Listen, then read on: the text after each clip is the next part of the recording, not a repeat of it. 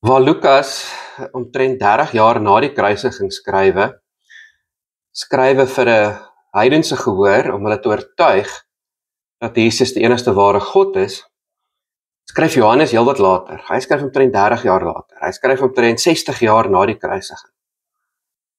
Hy skryf vir 'n kerk wat al vir 50 jaar bestaan. Hy skryf vir gelowiges wat al reeds deel van die kerk is. Johannes is in Efese, gemeente wat deur Paulus begin is 50 jaar vroeër. En dan skryf hy vir hulle oor sy herinnering van die kruis. Wanneer Johannes skryf, het die mense al Matteus en Markus en Lukas gehaat. Hulle het dit al geken. Dan is interessant dat Johannes 3 kruiswoorde kies wat nie in enige van die ander evangelies voorkom nie. Van die 7 keer wat Jesus aan die kruis praat, kies Johannes 3 en dis 3 wat nêrens anders staan. Die eerste een wat hy kies om te vertel is baie persoonlik. Dit gaan oor homself. Jesus aan die kruis sê vir Maria, Jesus se ma, dat Johannes nou haar seun is. En dis vreemd, want Jesus het minstens 4 boeties gehad. Die kerkleier in Jerusalem, lees ons in Handelinge, was Jakobus, was Jesus se broer. En Jesus se ander broers was Judas, van wie ons die briefie aan die einde van die Nuwe Testament het.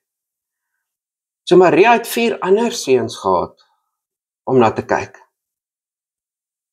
Jesus sê vir haar, Johannes is nou jou kind. Dis ook vreemd, want een van die vroue wat aan die kruis staan, is Johannes se ma. So terwyl Maria en Johannes se ma daar staan, sê hy vir Maria, hier is nou jou seun. Wat sê Johannes se ma gedink het? As Jesus sê Johannes is nou Maria se kind, terwyl sy bystaan. Wat moet Johannes dink as Jesus vir hom sê, Maria is nou jou ma? Terwyl sy eie ma langs hom staan, terwyl sy 4 ander seuns het. Wie sy ma sy is. Sy het 4 ander seuns wat vir haar kan sorg. Hy het sy eie ma vir wie hy moet sorg. En Jesus kom en hy herdefinieer familie. Hy kom sê familiebande, bloedfamilie is nou minder belangrik as geloofsfamilie.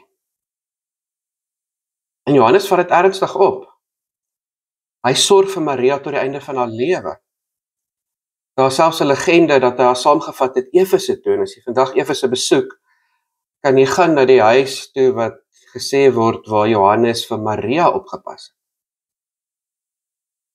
Maria word nou Johannes se ma in 'n belangriker sin as sy bloedma.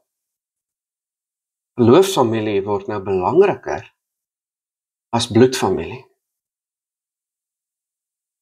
Die tweede woord van Jesus wat Johannes aanhaal is, ek is dors.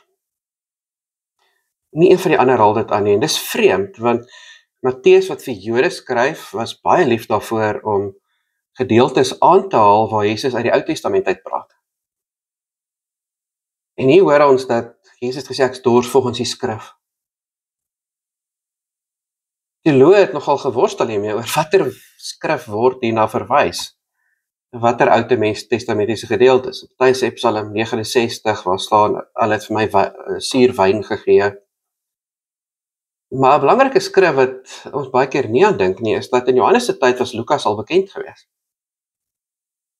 En in Lukas lees ons dat Jesus die aand voor sy kruisiging, die aand wat hy die nagmaal instel, vir sy disippels sê, terwyl hy vir hulle die brood gee, terwyl hy vir hulle die wyn gee, hulle sê, ek gaan nie weer van die vrug van die wingerdstok drink, voor my koninkryk nie ten volle gekom het nie. En dan in die kruis is dit vir 3 ure donker, en wanneer dit weer lig word, dan sê Jesus, ek is dors, en dan drink hy suurwyn. Aan die kruis drink Jesus reeds van die vrug van die wingerdstok, want aan die kruis het hy reeds oorwin. Aan die kruis het God se koninkryk reeds gekom. En daarom is die laaste kruiswoord wat Johannes onthou en wat Johannes aanhaal, dat Jesus sê, dis volbring. dis betaal, dis afgehandel, dis klaar. Jesus het nie dood gegaan om vir sondes te gaan betaal nie. Jesus het nie dood gegaan om die duiwel te gaan oorwin nie. Jesus het nie dood gegaan om ons te red nie. Dit gebeur voor hy dood is.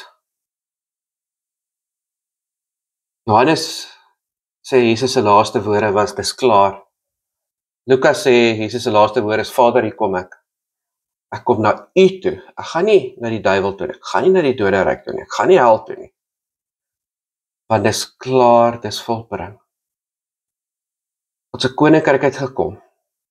Daar's nou 'n nuwe familie. Wat belangriker is as bloedfamilie. Hierdie familie is Jesus se mense. Aan die kruis het hy alles gedoen wat nodig is.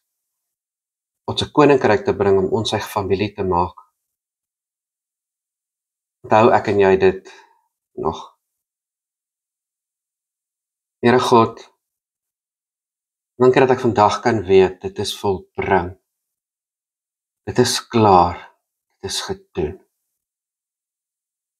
Dankie dat u my deel van 'n familie maak, u familie wat nader is as bloedfamilie.